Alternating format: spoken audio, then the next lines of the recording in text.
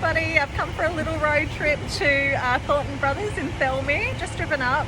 Usually I get everything delivered to my door, but I wanted to talk to Michelle and hear her story because we cannot operate without our local growers. So Michelle, hello. How long have you been operating your flower farm? Well, my dad and my uncle are actually our flower farm, so it's Thornton Bros Roses.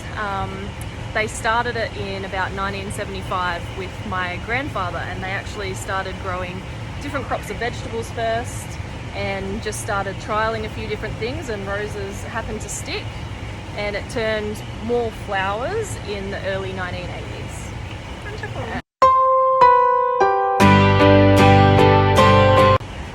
As you can see, we are standing in their gerbera shed.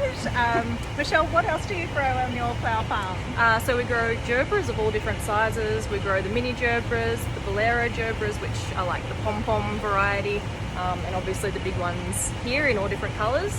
We also have our roses, so we sell those by the bucket and we tend to open them on the bush, so they're used a lot more for wedding work at the moment than they are when we used to only grow roses and pack them in the bunches of 10. We also grow anil, we grow viburnum, and we have a few small crops of annual varieties each year. So amaranthus, trachelium, we have some anemones and ranunculus out there at the moment, and we're thinking of trialling a few new varieties in this shed up here, so maybe some kangaroo paw, and putting in some natives down near our bore and dam at the back. Wonderful. My client would be very excited to hear that because lots of golden families and people love the natives without heating that we need to use. They last longer. Exactly, and they're beautiful. There's so many amazing varieties out there now, so I'm pretty excited about starting to try a few of those. Hopefully this year, actually, in the next few months, planning those out. That's great to hear.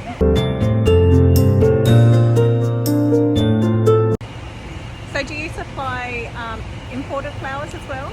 We do, especially at different times of year. So there's not the quantity of flowers grown in Australia to be able to provide them to every florist out there. So especially when it comes to roses, we took out a lot of our own rose bushes when imports came in because it just kind of flattened the rose industry in Australia. So we do buy a lot of imported roses. We try and support local where we can, but sometimes you cannot get that product locally.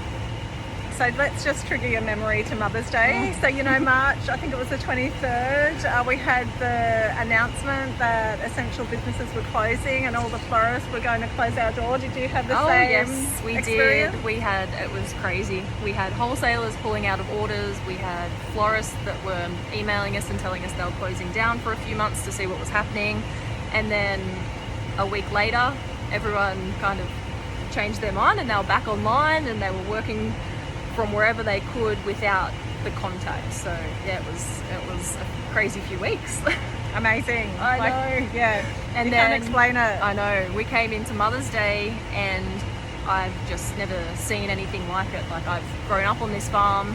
I've been here, I'm 34 now, so I've seen it every year, and I work every Mother's Day regardless of what occupation I was in at the time.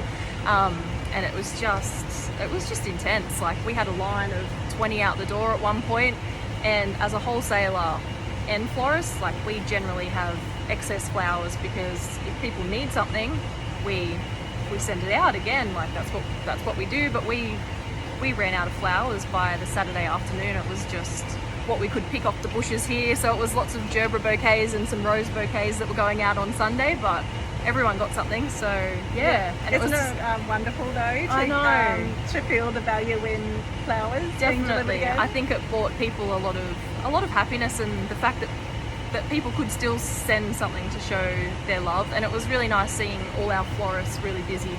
I think it was pretty stressful for a few weeks there for a lot of them, and it's not a nice position to be in, and you want the best for everyone, Right. We rely on them, they rely on us, so yeah, it was a really nice pick-up for our industry as a whole, I think, for growers, for wholesalers, and for florists alike. 100%. Yeah. I think the connection of our industry, this really brought the connection together. Yeah, definitely. We really actually can't run our businesses without each other. Yeah, that's it. And they are also all so interconnected. I mean, we grow, we wholesale, and we have a florist, and we can't separate them. For our industry, what's ahead of our industry? Where are we heading?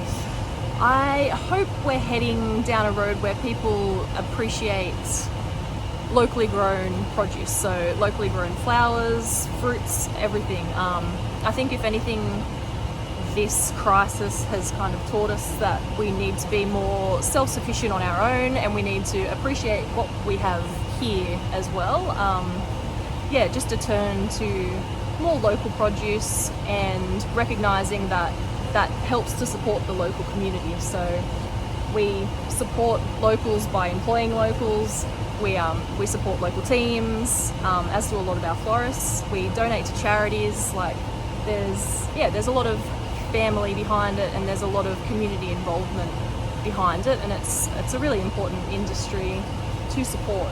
Yeah. It's a real, it really is a ripple effect. You know, you by buying some flowers, you really are supporting many families. Yeah, so exactly. I think that again is really connecting everybody together. Yep, it's beautiful. Yeah. I'd just like to say thanks so much for your time. It's been lovely to meet you. From florist to wholesaler normally is voice on the other side of the telephone, so we had no idea of what each other was going to look like. We've spoken a lot of times. So it's nice to meet you. No, And it was thanks lovely. very much. Thank you for coming out, and keep going, guys.